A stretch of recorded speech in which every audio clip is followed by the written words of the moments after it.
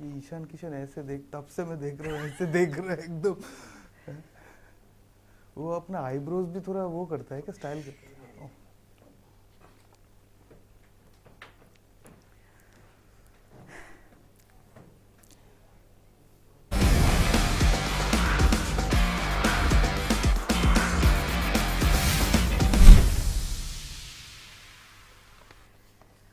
Hello and a very warm welcome to this special. This is where we'll get you all the latest from the world of IPL, and we've already seen each of the 10 teams play one game. So, how have those teams fared so far? Which are the teams that have been the most impressive?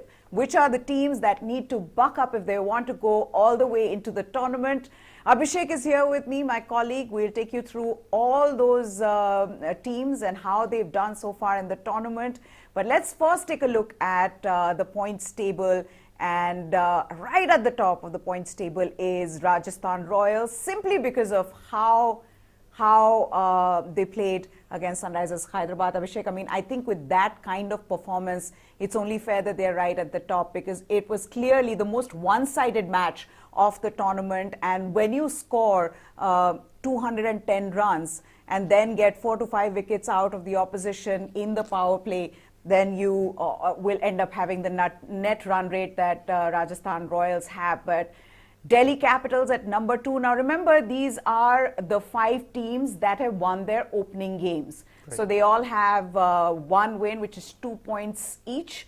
The 5 teams that have lost their opening games, Lucknow Super Giants, again, at one point you thought that Lucknow Super Giants would cross the line, but they couldn't. CSK, slow off the blocks. Royal Challengers Bangalore, bowling a concern right now. Mumbai Indians, a lot of things that need to come together for Mumbai, and Sunrisers Hyderabad again lying at the bottom of the table, and I don't see much changing. It is a concern. This season will be a concern for Sunrisers Hyderabad. But Abhishek, along expected lines, I know that a lot of people might say, and the fans of each team's particular teams would say, come on, my team should have won. But if you see it, I think except for CSK and MI, because of the kind of past that they have, I did think that the teams that we thought after the auction would do well, did well in their opening games. True. I mean, the teams, which on paper looked solid, they really performed. Teams like Punjab, teams like Rajasthan, they really performed. Another interesting point is, this has been so far, the first round has been all about unlikely heroes. Guys like Murugan Ashwin, guys like Basil Thampi, Kuldeep Yadav, Yeah. I mean, whatever their domestic record is, nobody really expected them Ayush to be Badoni. Ayush Badoni, for them to become the heroes for their team. True. And they really outperform, which is a very good trend. Rajasthan Royals, as you started the show mentioning Rajasthan Royals, it was a complete package. Ahead of the match, their bowling looked really strong. Trent Bolt, Prasidh Krishna, Yuzvendra Chahal, Ravichandran Ashwin, but very positively for Rajasthan, it was their batting which really stood out. They broke the trend this season of chasing and winning. They became the first team to bat first and then win the match. They scored 210 runs. All their batters, all the top order batters, they were among runs. In the bowling also, everybody did well. So That's right. I mean, they can go the distance. At least from the first impression is that they can go the distance. Absolutely right. And I think the guile of Ashwin and True. even on a pitch where spinners weren't getting much help, you knew that they come with pedigree, and that'll always be a problem for the opposition when they come to face Rajasthan Royals. And look at that opening: Yashasvi Jaiswal, Joss Butler, and Sanju Samson. How good has Sanju Samson been in the IPL over this different seasons? So yes, Rajasthan Royals looking extremely strong. Let's move on to number 2, the team which is Delhi Capitals. Now, Delhi Capitals, as Abhishek mentioned, again, unlikely heroes. True. Delhi Capitals against Mumbai Indians. They lose quick wickets in the power plays. You feel like they're not going to be able to get to a good total, but they do. They again see Lalit Yadav and Akshar Patel changing things around for them. And at one point, it really seemed like they would have lost, that they wouldn't be able to chase the target down.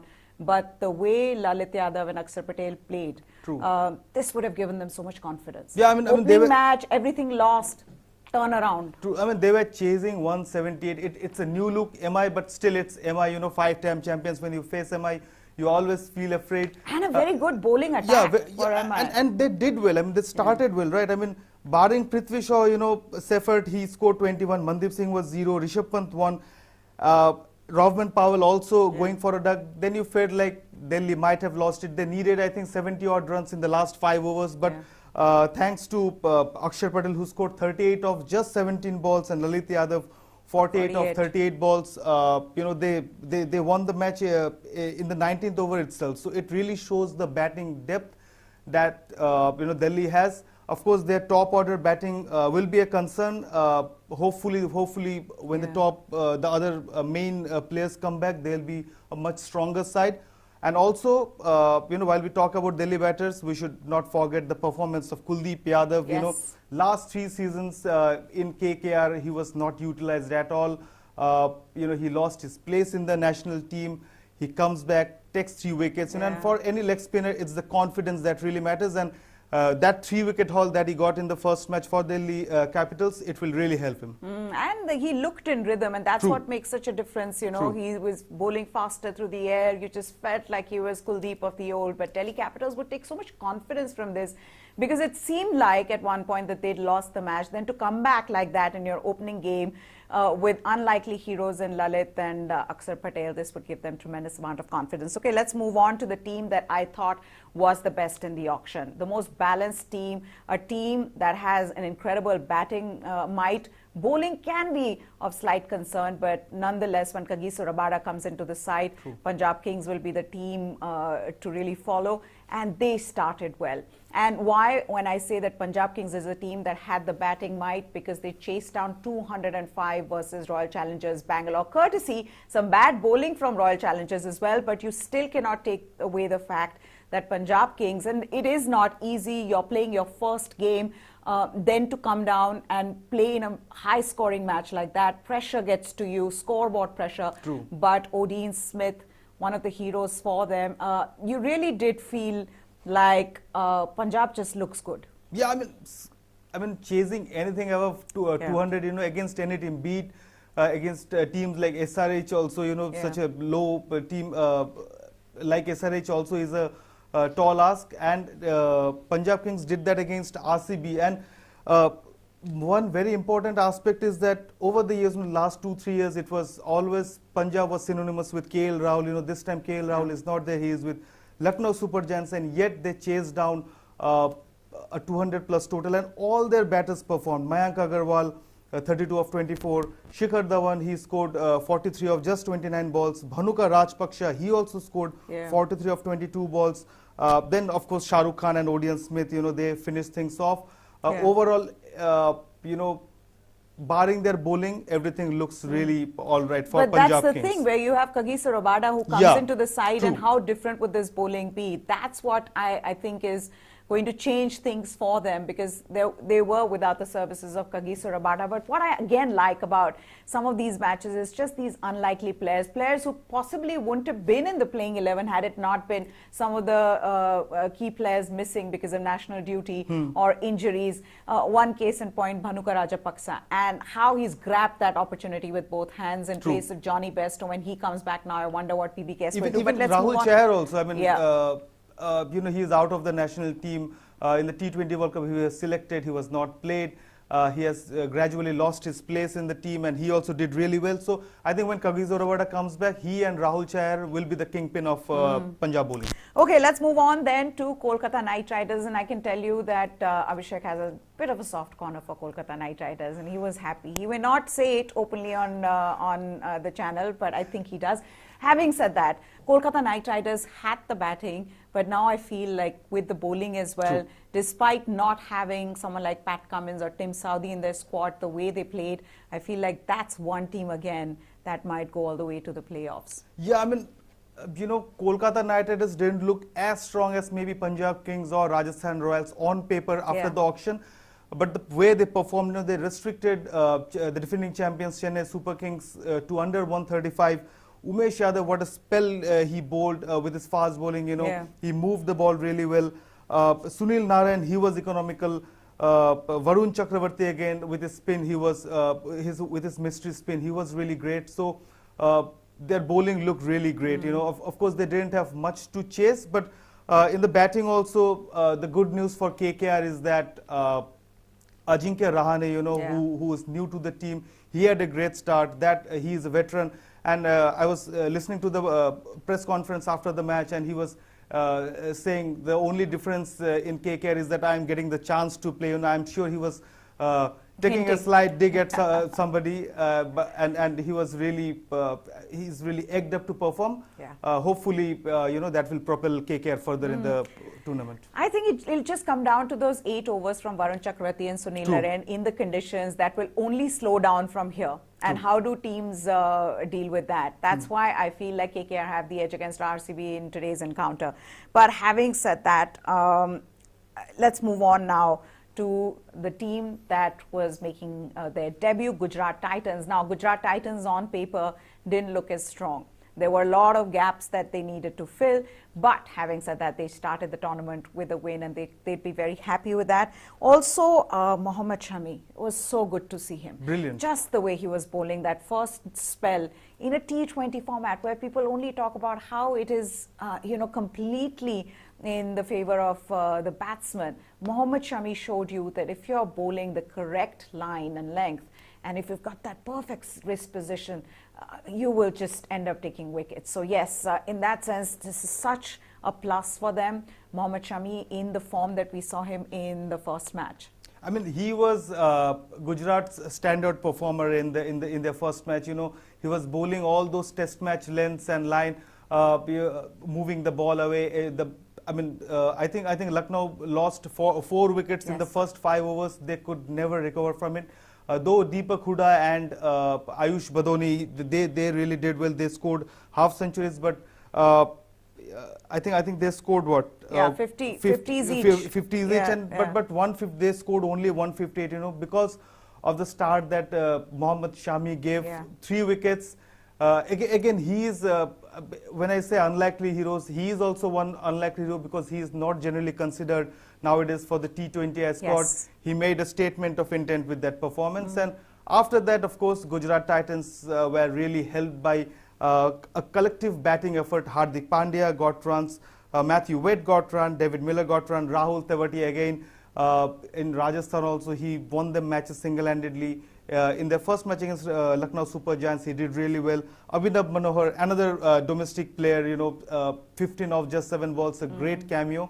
Overall, it looks really good, though it was a close match, but Shubman Gill's form and Vijay Shankar's form might be an cause of concern going forward. I also feel the batting does have weaknesses, but again, when Rahul Tewatia bats like that, and I can say now that Rahul Tewatia did a Rahul Tewatia in this one, because that's what people had been saying, right? That every time, can he do a Tewatia? Well, not a lot of people gave him a chance, and that's why this becomes even more interesting, where people were saying that, you know, I mean, Rahul Tewatia cannot be what he did 2 seasons back, but he's doing it again, and telling you why that price tag was, you know, that price was given to him. Okay, let's move on then to Lucknow Super Giants, another team that was making their debut in this tournament, and on paper they looked very strong. They looked like a team that can go all the way into the playoffs, but they started their opening game with a loss. They came close against Gujarat Titans, but it was a loss. There were some positives, and this is what I think KL Rahul also said in the post-match presentation. He said that, you know, we take a lot of confidence from this. It is a loss, but it feels like a win to me, given how we were struggling right in the beginning, losing wickets in the power play and then getting to a competitive total. So in that sense, they would be happy with their performance, and the team does look good. And they don't have a lot of their first choice players yet. I mean, KL Rahul is right on that front, because you know, you don't expect a guy like Ayush Badune, 22-year-old, playing his first match in IPL, comes and you know, scored those 6s and 4s, score a half century even. Krunal Pandya's bowling was also a great positive, as was Deepak Hooda's batting. But you know, though several other top players will come in, what is really an issue is like six of their batters were out for single-digit scores. Like in T20 format, it's criminal for such a bad performance in batting. KL Rahul and Quinton de Kock. Rahul was out for a duck.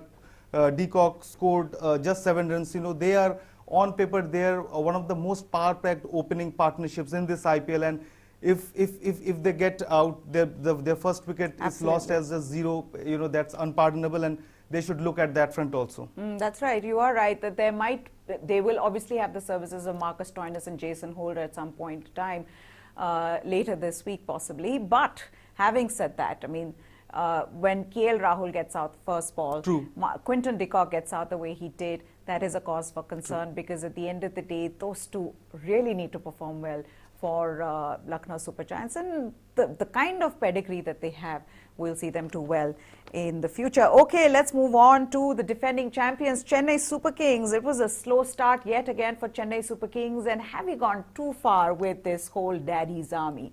Because yes, nobody clicked there except for Mahendra Singh Dhoni. Ironically, Mahendra Singh Dhoni clicked, but it wasn't enough. When you set a total of 130 in any conditions, it is difficult to defend. True.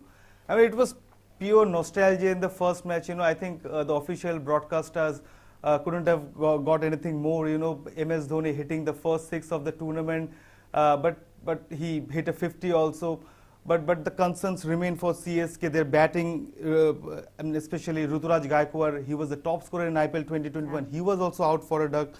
Devon Conway, you know, he's replacing Fab du Plessis at the top for CSK. It's a very big shoe to fill, and he also got out for 3. Uthappa did well, but Ravindra Jadeja, surprisingly, I expected Ravindra Jadeja, you know, with the experience that he has got, with the form that he is in, he would go after the bowlers, but somehow he played a really sedate innings, and that didn't really help CSK's cause. And 131 is a score that it's very difficult to defend, you know, unless you're bowling like out of your skin, something like that. But it never really happened. And there too, it was the veteran Bravo who performed. You know, the other bowlers didn't really come to the party, and CSK lost the match. Okay, Royal Challengers Bangalore, their bowling looked really good on paper.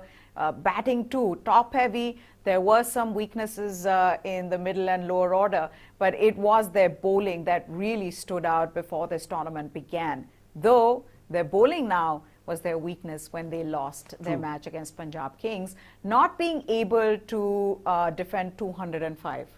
That means you have problems in your bowling, and then on top of that, you're, you know, around out of some 15 runs, you give 11 an extra, 21 overall. You just can't do that. Especially you don't expect that from someone like Mohammad Siraj or Harshal Patel. Yeah, I mean, they bowled 12 wide balls, right? I mean, who bowls 12 wide balls in a T20 match? That's almost 2 overs, not almost. That's 2 extra overs that you bowled in a match, right? I mean, Fab du Plessis, he was brilliant, you know, 88 of 57. Virat Kohli and Karthik, they were also brilliant. They were the first team to score 200 plus runs on board, and yet they lost because of some really wayward bowling. You know, Harshal Patel, Mohammad Siraj, all these guys, they really need to buck up. Hopefully they have the pedigree. Maybe in the later rounds we'll see a more rejuvenated RCB. They have the potential, definitely. They do have the potential. They also have that bowling lineup, and again, they have the class to come back stronger. It's not, you know, they don't. All these bowlers have done this in the past. Mohammad Siraj does this. A lot of people might disagree to this and say, come on, he's not a T20 bowler, but he has done this in T20 games as well. Top wicket taker last season, and absolutely, you know, he has been there, done that. That's another question, though. Is that tag weighing too heavily on him? Because I think for a lot of players, you know, they take to it differently. Some may not be bothered by it, like Ishan Kishan. We saw him what he did, and some could be bothered by it because it is pressure. It is every ball that goes for a 6. People are like, look, we paid so much money for you. So I mean, it's how you deal with the pressure. But that's another thing for some of these players who've been bought for huge amounts. Yeah, and also he is now an international player too, you know, after last season's IPL. So when you become an international player, when you play for India, definitely that focus is on you. You know, last year Harshal Patel was almost a non-entity. You know, he was just another bowler. You know, nobody knew him. He's a bowler with limited means. He has his off-cutters. He uses them well.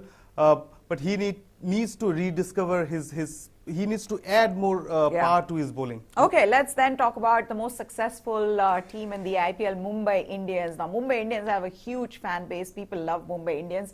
And they were disappointed when Mumbai Indians lost their game.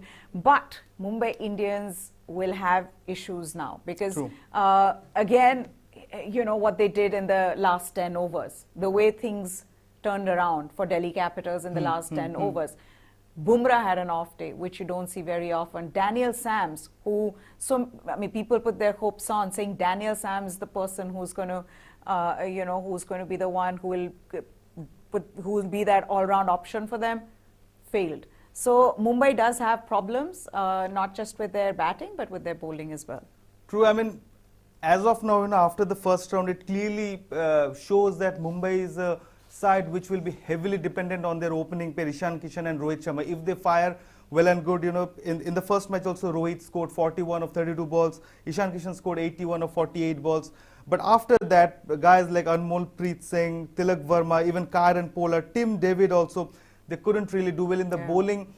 As I said earlier, despite their Murugan Ashwin and Basil Thampi were their star performers in a lineup which has Jasprit Bumrah, Daniel Sams, the positive for Mumbai, if I may call it, is that they have always started like this, First half of the IPL, you always see them in the bottom half, and then in the second half, they really pick up the speed, pick up the, there's a lot more cohesion in the squad.